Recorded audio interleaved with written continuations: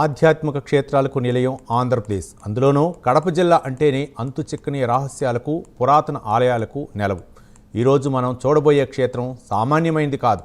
లంకమల్ల అడవుల మధ్య 700 మెట్ల ఎత్తున ఒక కొండపై వెలిసిన స్వయంభు క్షేత్రం శ్రీ నాగనాథేశ్వర స్వామి ఆలయం. అగస్త్య మహాముని తపస్సు చేసిన చోటు, తలుపులు లేని ఆలయం, ఎన్నడూ ఎండిపోని అమృత భావి, ఇలా ఎన్నో విశేషాలు ఈ క్షేత్రం సొంతం. రాజదంపతుల తపస్సుకు మెచ్చి స్వామివారు ప్రసాదించిన ఆ నాగేశ్వర కోన పుణ్యక్షేత్ర విశేషాలు. కడప జిల్లా కాజీపేట సమీపంలోని దట్టమైన లంకమల్ల అడవుల మధ్య ప్రకృతి ఒడిలో కొలువై ఉన్నాడు పార్వతీ కామేశ్వరి సమేత నాగనాథేశ్వర స్వామి.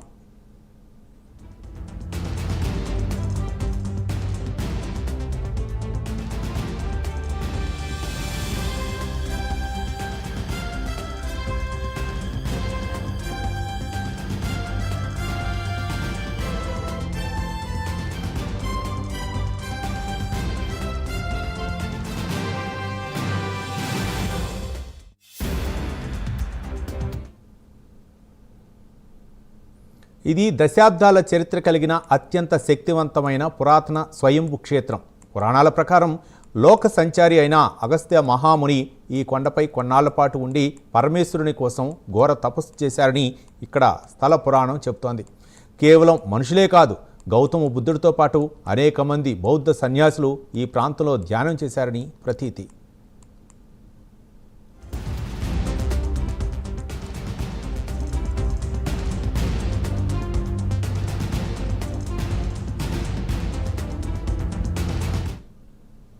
గత 300 సంవత్సరాల క్రితం క్రీస్తుపూర్వము స్వయంభులింగంగా శ్రీ నాగనాథేశ్వర స్వామి వెలసి ఉన్నాడు. అది ప్రతిష్ఠించింది కాదు, స్వయంభులింగం. అయితే గత 300 సంవత్సరాల క్రితం పూర్వము గొర్రెల కాపరులు గొర్రెలు కాసుకునేదాకని చెప్పేసి కొండపైకి రావటము, ఆ స్వయంభులింగం శ్రీ నాగనాథేశ్వర స్వామిని గుర్తించడము, 10 మందికి అట్లా ఆ విధంగా తెలవడము, దాన్ని కాలానుగుణంగా ప్రజలు గుర్తించి కొంచెం కొంచెం డెవలప్మెంట్ చేసుకుంటూ రావడం జరిగింది.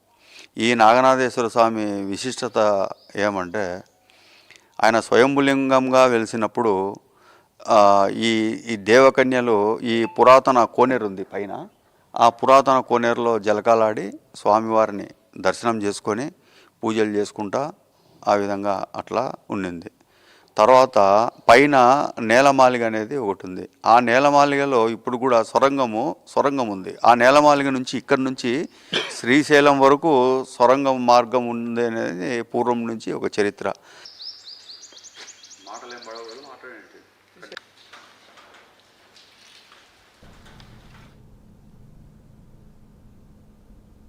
ఈ క్షేత్రంలో ఒక అంతు చిక్కని రహస్యం దాగి ఉంది. అదే తలుపులు లేని ఆలయం. సాధారణంగా ఏ ఆలయానికైనా రాత్రివేళ తలుపులు వేస్తారు, కానీ ఇక్కడ స్వామివారికి తలుపులు ఉండవు. గతంలో తలుపులు పెట్టాలని ప్రయత్నించినప్పుడు అక్కడ పాములు బుసలు కొడుతూ కనిపించాయని, స్వయంగా స్వామివారే తనకు తలుపులు వద్దని అడ్డుకున్నారని భక్తులు చెప్తారు. నేటికి అర్ధరాత్రి సమయంలో యక్షులు, కిన్నెరులు, దేవకన్యలు ఆకాశ మార్గాన వచ్చి స్వామివారికి అభిషేకాలు, పూజలు నిర్వహిస్తారని భక్తుల ప్రగాఢ విశ్వాసం.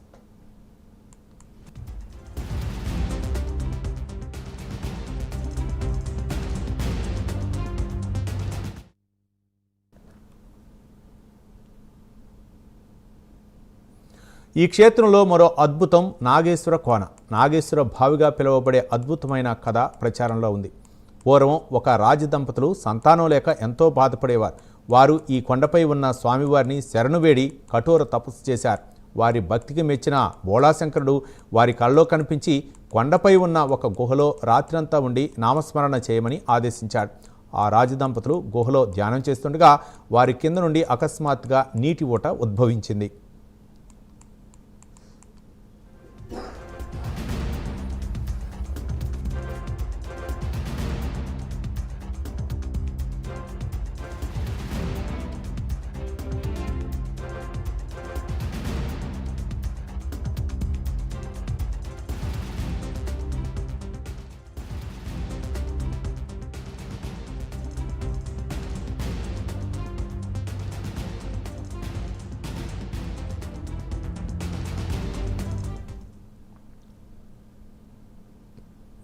తెల్లవారేసరికే ఆ ప్రాంతమంతా నీటితో నిండి ఒక బావిలా మారింది. అదే సమయంలో రాజపత్ని గర్భవతి అయ్యారు.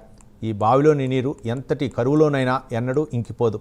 ఇందులో స్నానం చేసి స్వామిని దర్శించుకుంటే నాగదోషాలు, కుజదోషాలు తొలగిపోతాయని, సంతానం లేని వారికి సంతానం కలుగుతుందని వేల సంఖ్యలో భక్తులు ఇక్కడికి వస్తుంటారు.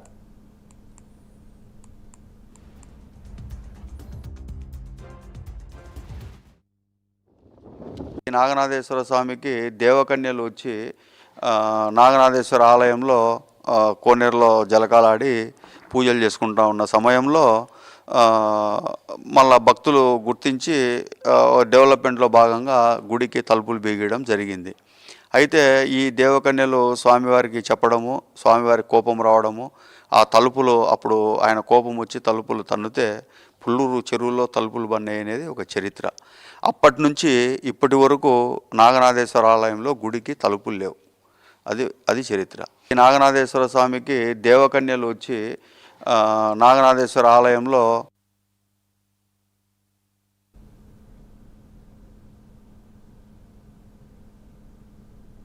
ప్రకృతి సోయగాల మధ్య వెలిసిన ఈ ఆలయానికి చేరుకోవటం ఒక సాహసయాత్రే. కొండపైకి చేరుకోవటానికి భక్తులు 700 మెట్లు ఎక్కాలి.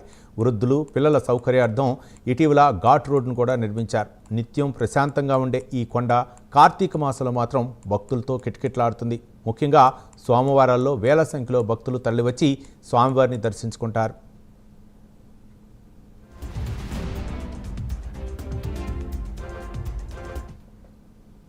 (1976) గంగవరం రామిరెడ్డి రావులపల్లె ఆయన ఎక్స్ సమితి ప్రెసిడెంట్గా 1968, 1972 కాలంలో ఎక్స్ సమితి ప్రెసిడెంట్గా పనిచేసినాడు.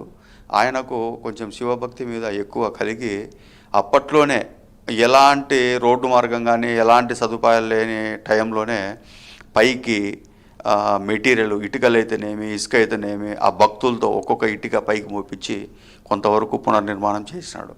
తర్వాత తాపల మార్గంలో తాపలు కూడా ఆయనే నిర్మించినాడు 1976 ఆ సంవత్సరంలో. తర్వాత కాలానికి ఆయన చేసిన అభివృద్ధి తప్ప ఇంతవరకు నాగనాథేశ్వర స్వామి చరిత్రలో అభివృద్ధి జరగలే. అయితే భక్తులు 10 మంది వచ్చే భక్తులు కాలానుగుణంగా 100 మంది అయినారు, 100 మంది 1000 మంది అయినారు, 1000 మంది 1,00,000 వరకు కార్తీక మాసంలో భక్తులు అయితే పెరుగుతూనే ఉంటారు. కనీస సదుపాయాలు కూడా లేవు. ఇప్పటికీ ఈ రోజు వరకు కూడా లేడీస్కు బాత్రూములు కానీ స్నానాల గదులు కానీ ఈ రోజు వరకు లేవు. మేము ఈ కొండనైతే వదులుకోకూడదు, దీనికి ఏదో ఒకటి డెవలప్ చేయాలా అనే ఉద్దేశంతో మేము సుధాకర్ యాదవ్ గారిని అడగడము, ఆయన మాకు ఇక్కడ స్థానం కల్పించడం జరిగిపోయింది. ఆయన సహకారంతో మేము ఈరోజు భక్తుల సహకారంతో, మా ఎమ్మెల్యే గారి సహకారంతో 60 లక్షల పని నాగనాథేశ్వర ఆలయంలో జరిగింది గత 7-8 నెలల నుంచి. ఆ 60 లక్షల పనిలో భాగంగా ఏం జరిగిందంటే, పురాతన సత్రాలు ఉన్నాయి ఇక్కడ. మొత్తం చాలా ఇరుకుగా ఉండేది. పురాతన సత్రాలన్నీ తొలగించి నూతనంగా 33x72తో రేకుల షెడ్డు నిర్మించడం జరిగింది. చుట్టూ కాంపౌండ్ వాల్ లేదు, కాంపౌండ్ వాల్ చేసినాం. రెండోది, ఈ కాంపౌండ్ వాల్ అయిపోయినాక ఈ తలనీలాలు కూడా ఇక్కడే దేవుని దగ్గర తీసుకొని కొంచెం ఇబ్బందికరంగా ఉండింది, దాన్ని కూడా పైకి మార్చినాము. తర్వాత అన్నదాన సత్రం భక్తుల సహాయంతోనే అన్నదాన సత్రం కూడా నిర్మించినాము. తర్వాత ఒక ఆలయ దుకాణం అని చెప్పేసి అది కూడా నిర్మించినాము.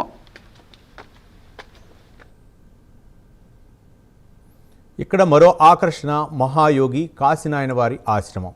ఆ అవధూత ఆశీస్సులతో వచ్చే భక్తులందరికీ ఇక్కడ నిరంతర అన్నదాన కార్యక్రమాలు జరుగుతుంటాయి. కొండపై నుండి చూస్తే కనిపించే లంకమల్ల అడవుల అందం, ఆ ప్రశాంతత భక్తులకు ఒక కొత్త లోకంలో ఉన్న అనుభూతిని కలిగిస్తాయి.